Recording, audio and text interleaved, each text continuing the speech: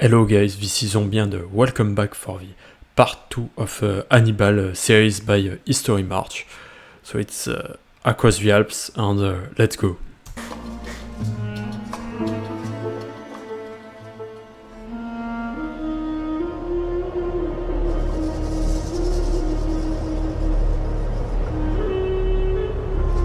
In late 218 BC, Hannibal marched his forces over the Alps.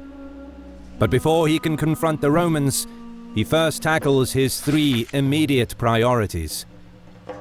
He resupplies and rests his exhausted men, begins rebuilding his army by recruiting new contingents of Gallic troops from the Po Valley, as his current army is only barely equal in size to a single Roman consular army. And as soon as his troops are rested, he quickly moves to secure the... So he takes goals in his army. It's surprising because you know, in the Alps he got a lot of he got trapped 2 times by 2 Gallic tribes, and now in what we would expect more loyal Gallic tribes to Rome, he does they join him. Okay. Loyalty of Gallic tribes. Yeah.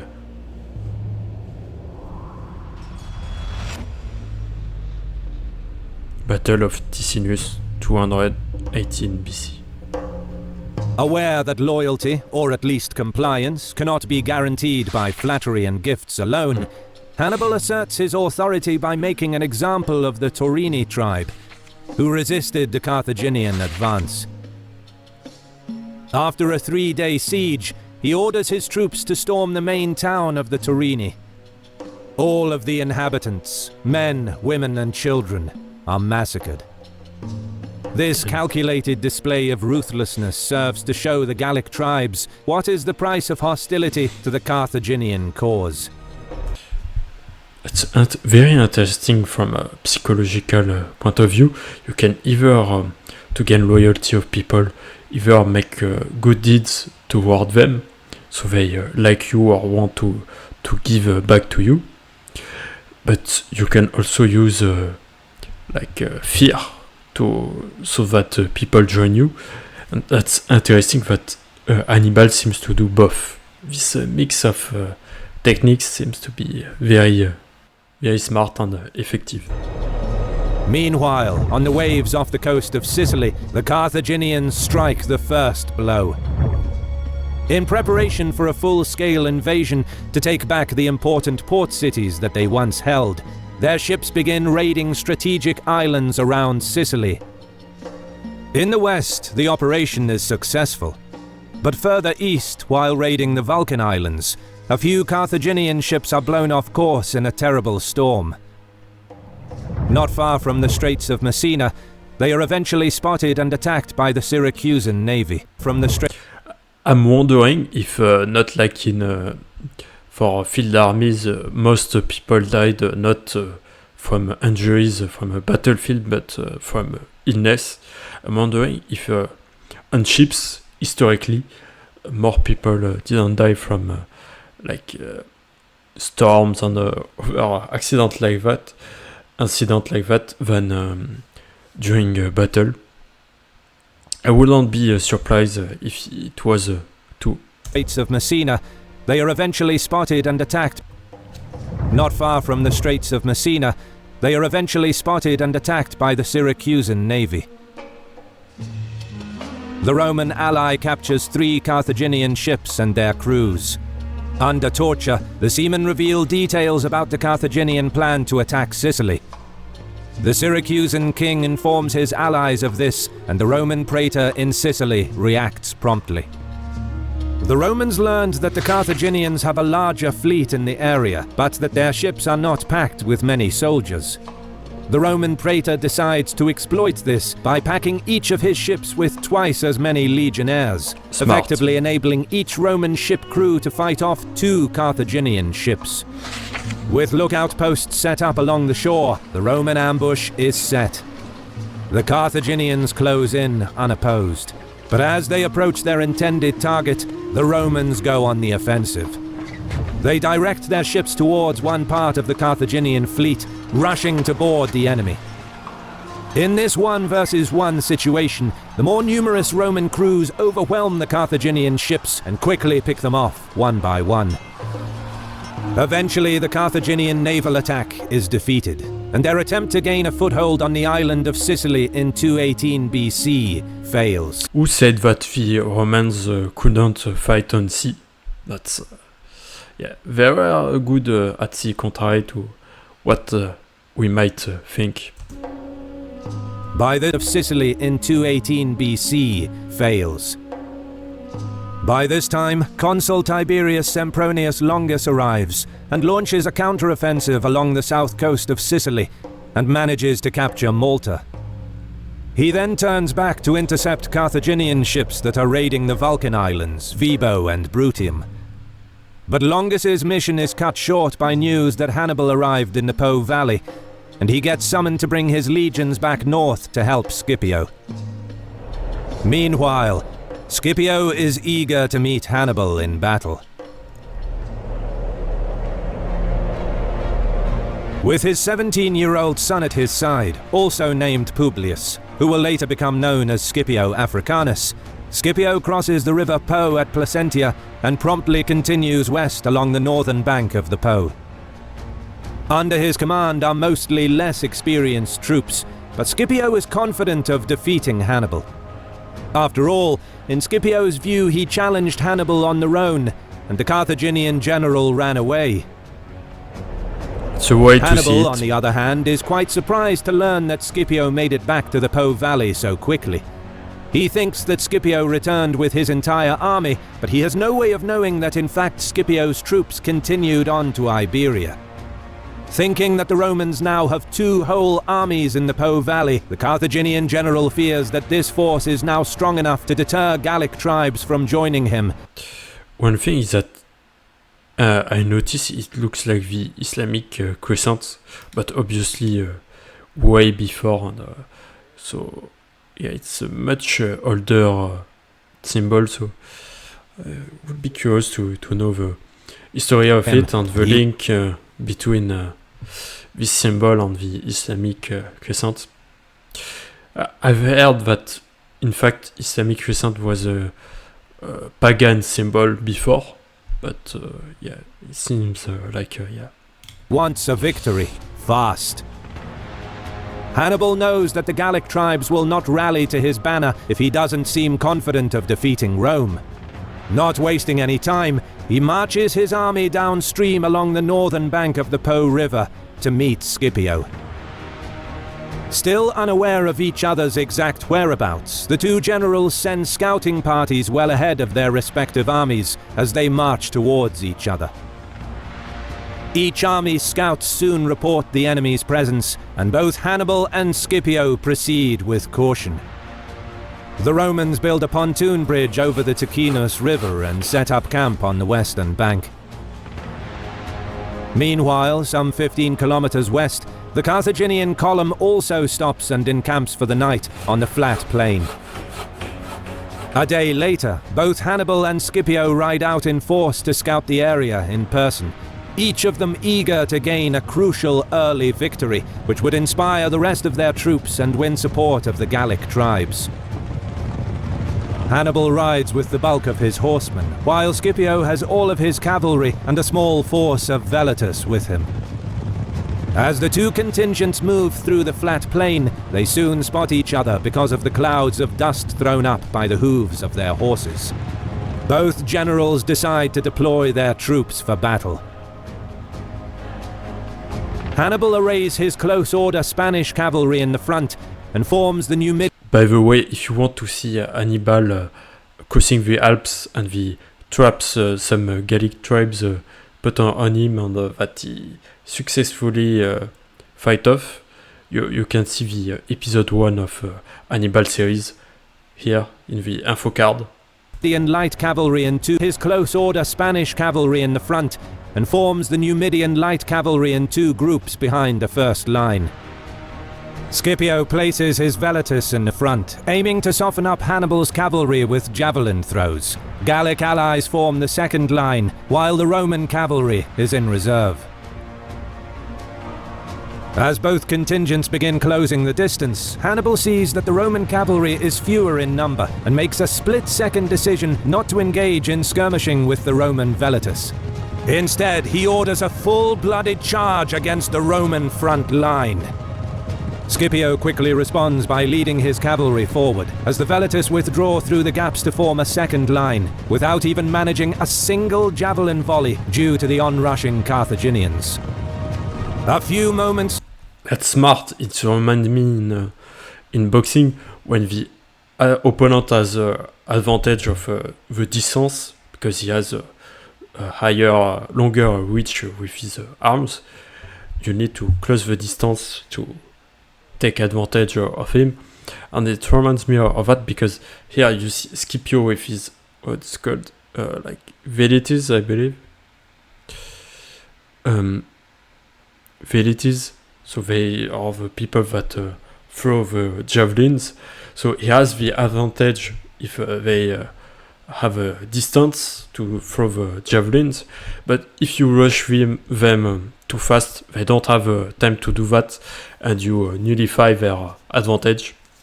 Without even managing a single javelin volley due to the onrushing Carthaginians. A few moments later, the cavalry clashes in the center.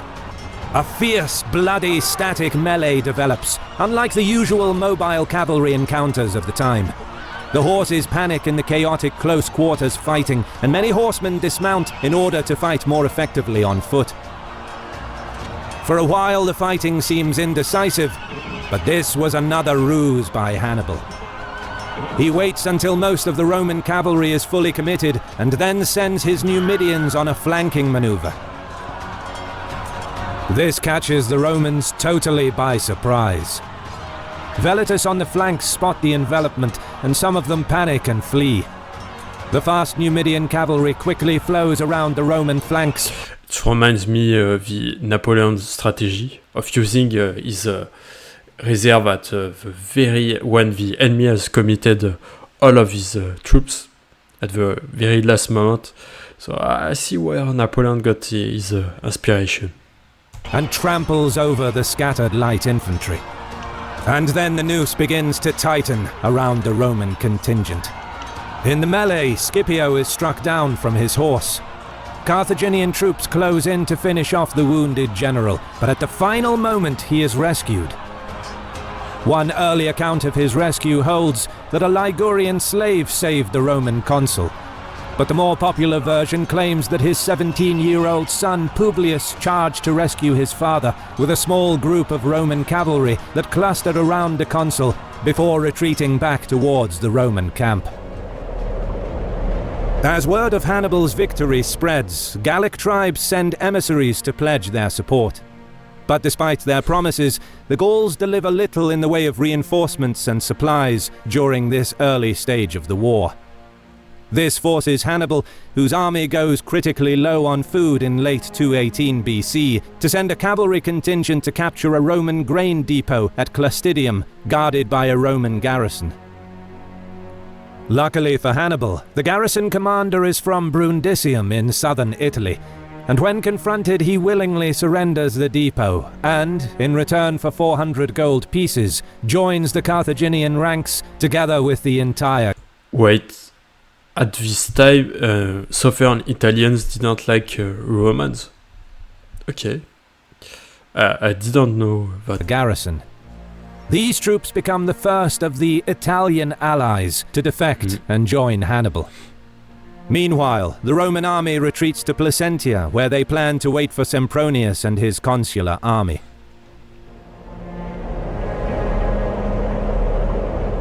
Although the defeat at the river Ticinus is far from a major loss, it nevertheless reinforces the apprehension with which the Romans would view Hannibal from now on, and it sets a psychological tone which would be felt in the much larger battles to come.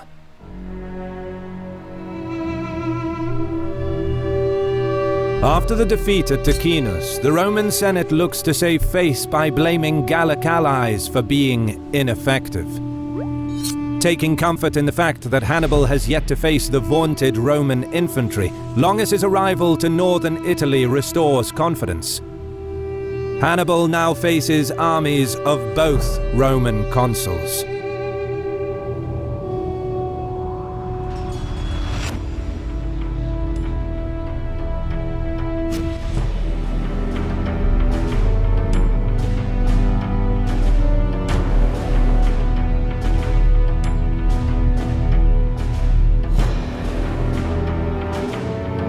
It's early December 218 BC. Publius Scipio's life still hangs in the balance due to wounds he sustained at Ticinus.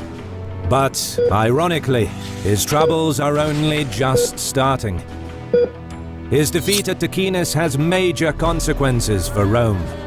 It directly caused the garrison at Clastidium to surrender the town's massive grain depot.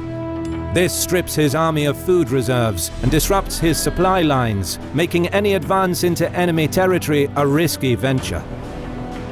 At the same time, Hannibal finally replenishes his own reserves, which were dwindling ever since he descended from the Alps, right until the clash at Ticinus just a few days ago. The damage to Roman prestige raises the danger of further defections. What's worse, Gallic tribes are flocking to join Hannibal, enthused by his ability to defeat the Romans and his softer administrative touch. Scipio has no option but to retreat, realizing he is deep in hostile territory. He marches to Placentia. I now understand why armies don't use mercenaries anymore. Very little, because here you can see that loyalty wasn't really a thing. Like Gallic tribes switching sides, saying, oh well, one side is doing it. Yeah, not the best allies when you want a loyal army. And makes camp across the Po River. Hannibal pursues and catches up 2 days later.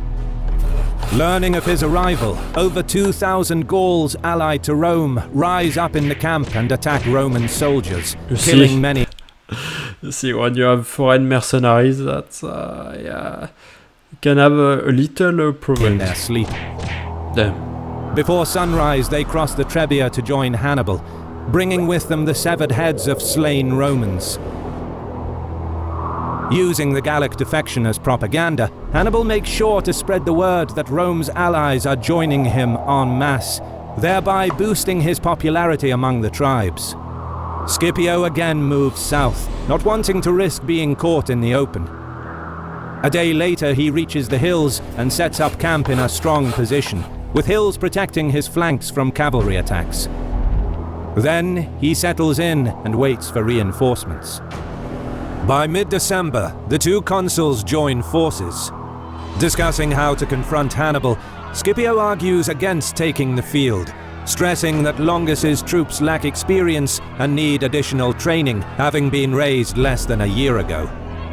Longus disagrees and sets up camp a few kilometers north from Scipio's position. Just as eager to fight as Longus, Hannibal maintains his camp on the flat plain and surveys the potential battlefield west of the Trebia River. Meanwhile, he sends a raiding party to ravage the area along the river. Underestimating your enemy and being reckless, we will see how it goes for Longus. Suspecting that Gallic tribes living there, who pledged allegiance to him, are now negotiating with the Romans. It's unclear if the Gauls intended to betray Hannibal, but with their villages now being raided, some of the tribesmen appeal to the Romans for help. Longus promptly sends 1,000 Velitus across the river to attack the raiders. With Hannibal's troops scattered across the area and encumbered by plunder, Roman troops start picking off small groups of Carthaginians, quickly routing the raiders. Seeing this, troops on duty outside Hannibal's camp rush to the aid of the retreating raiding party. The fighting is fierce, as both sides want to prove their superiority, but the Roman Velitus are soon forced into a fighting retreat. The skirmish escalates rapidly, spreading across a large area. More and more troops from each side join in.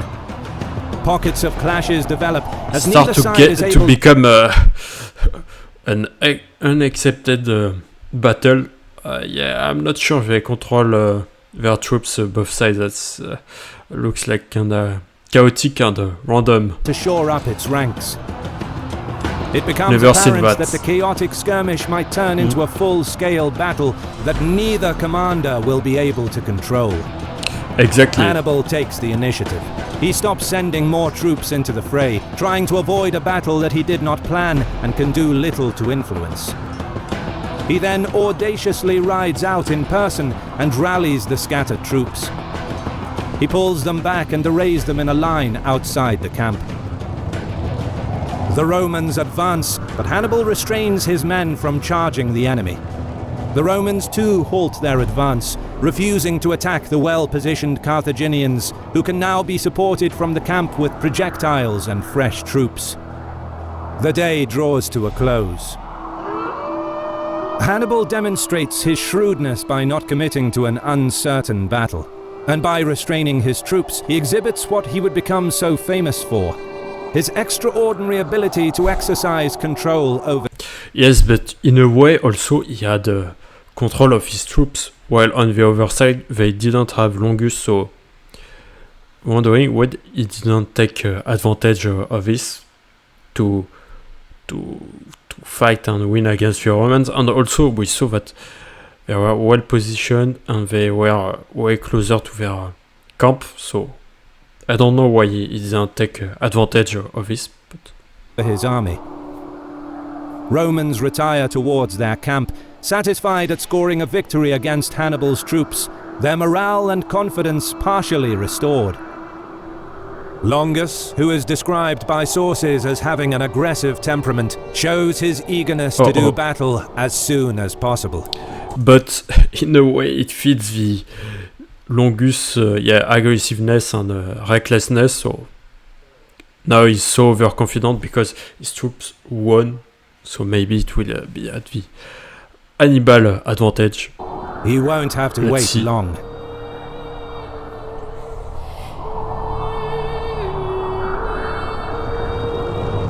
At dawn, Roman guards sound the alarm. The Carthaginians are attacking the camp.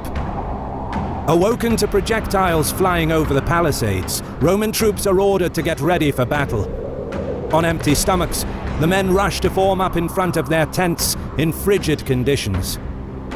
Longus sends all 4,000 of his cavalry against the Numidians, closely followed by 6,000 Velitus. But the Numidians soon break off. As the fighting moves north, the fast cavalrymen engage in hit-and-run attacks. Longus marches out with the rest of his army to meet the enemy. What Hannibal is planning. Heavy infantry forms into 3 columns, each some 3.5 kilometers long. They lag behind the cavalry and Velitus, but make steady progress. Numidians continue to them into a trap. avoid a direct confrontation with the Roman cavalry and Velitus. Meanwhile, Hannibal gathers his officers to lay out his plans. He offers words of encouragement and orders them to ready the men for battle. Well rested and well fed, Carthaginian troops take to the field. To the east, the skirmish continues. Numidians find themselves backed against the Trebia. They start crossing the river as they continue to pull back, pursued as they will cross the river, he will attack them or something. By the Romans. No. Arriving with the infantry and eager for battle, Longus orders the army to deploy on the western bank. The 3 columns begin crossing, chest deep in the freezing water. Meanwhile, Hannibal sends 8,000 infantry forward to support the Numidian retreat and to provide a screen for his own deployment. He then moves his main line about 1 kilometer towards the approaching Romans. Across the field, Longus's army takes several hours to deploy. After fording the cold Trebia, his men are hungry, soaked, and standing in a near freezing temperature. Okay. So he sent his troops, his Numidians, to harass the Romans very early. So they don't have enough sleep. They probably didn't eat the morning. Then they cross the Trebia River. They are also cold, and the time they are well organized in ranks. They are even more colder and more tired, while them are relatively chill, except the Numidians. Roman consul places his velotus in the front, forms his veteran infantry in the center, with Gallic and allied infantry on either side, and cavalry on the flanks. Hannibal deploys his infantry in a thin line. Gallic allies in the center, with Spanish and Libyan infantry on either side. Elephants flank the infantry, while the Numidian and Gallic cavalry is further wide. Around noon, Longus orders his entire line to advance, confident in the clear numerical advantage of his heavy infantry. The Romans advance in good order. The flat plain, free of any obstacles, seems an ideal battleground for their style of warfare. Meanwhile, Hannibal holds the line, letting the enemy come to him. Skirmishers get into range and begin exchanging projectiles. With Balearic slingers in their ranks, combining with javelin men, the Carthaginians quickly gain the upper hand against the Roman velotus, who used up many of their javelins while pursuing the Numidian cavalry earlier in the day. Skirmishers from both sides withdraw through the gaps as the main lines of infantry close in. The heavier, more compact Roman infantry pushes the Carthaginian line back, causing heavy casualties to Hannibal's Gallic infantry in the center. On the flanks, Hannibal orders his cavalry to push forward. Some of the Roman horses become frightened by Hannibal's elephants, causing disruption within the ranks. But groups of Roman velotus, specially trained to deal with elephants, mix with the cavalry and attack the terrifying beasts, wounding and killing many. Wow, I didn't know the Romans had velotes specially trained to get rid of elephants. It's crazy. Eventually, the Numidians manage to overwhelm and advance against the Roman cavalry. But despite Roman flanks being pushed back, the Carthaginian center is crumbling. Veteran legionnaires are hacking through the Gallic infantry. Without any reinforcements available, it seems that Hannibal cannot stop the onslaught. But what the Romans don't know is that while surveying the field on the eve of battle, Hannibal personally picked 2,000 elite troops and positioned them in a dry riverbed, hidden from view. Now they emerge from the ravine with perfect timing, just as the Numidians finally rout the Roman cavalry, poised to So I really now understand. I was like, before, why didn't he take the advantage?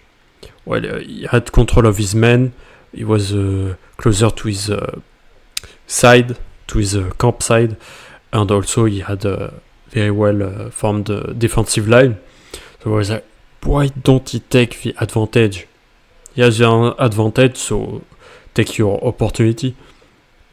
But here, now I understand. He set up a plan so that his troops were in an even more favorable position. So I understand that why they did that.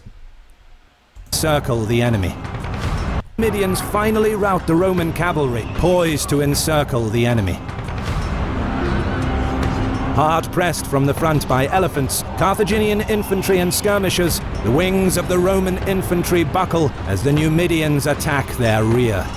Meanwhile, Hannibal's center collapses as the veteran Roman heavy infantry cuts right through the Carthaginian line, still unaffected by the encirclement thanks to their discipline and organization. However, realizing the battle is lost, the legionnaires retreat back across the river to Placentia, maintaining their battle formation. It's a massacre. Roman casualties are heavy, likely around 28,000 dead or wounded, while the Carthaginian losses are much lower, between 3,000 and 5,000. Huge number of deaths and huge different gap of death. So they got completely destroyed by Hannibal. And the most impressive part is that it's not even in quality of troops, it's the leadership. Because the Romans clearly had great, their legions were of a great level. I mean, he said that Longus' legions weren't the most experienced, etc. But he still talk about some senior ones, and they still were very well trained for troops of his time, so impressive. Losing most of his elephants, possibly all but one, is the only major loss for Hannibal at Trebia. In just a matter of weeks, Hannibal outperformed both Roman consuls with superior planning, near-perfect coordination, and control of his troops. News of the defeat rocks the Roman Senate and causes widespread panic among the population. The damage to Roman prestige persuades many more Gauls to join Hannibal. Additional attacks on Roman outposts and towns cause further disruption, before cold weather finally forces armies of both sides into winter quarters. In case you wonder why are they talking about Gauls while we are clearly in Italy, it's because people don't know, but the Gauls weren't only in France. It was also, not only here too, but it was also in the northwestern part of Italy. It's called Cisalpine Gaul, I think, under Roman rule. So yeah, it's not for nothing. So yeah, it was very Gaulish here. But as Hannibal's devastating campaign in Italy gains momentum, a seemingly minor event in Iberia could threaten the Carthaginian war effort in the long run. I think that's the end of this episode. Yeah, episode 5. Okay. So I was absent for about a week, more than a week. And so I will do several videos, more videos this week. And many of them will be about Hannibal. Also, I will see how fast I do release the videos, but I will try to put one of Epic History TV of Napoleon campaigns, because I know that you like it a lot. Myself, I like it a lot. So it was the end of the video. Thank you for having watched.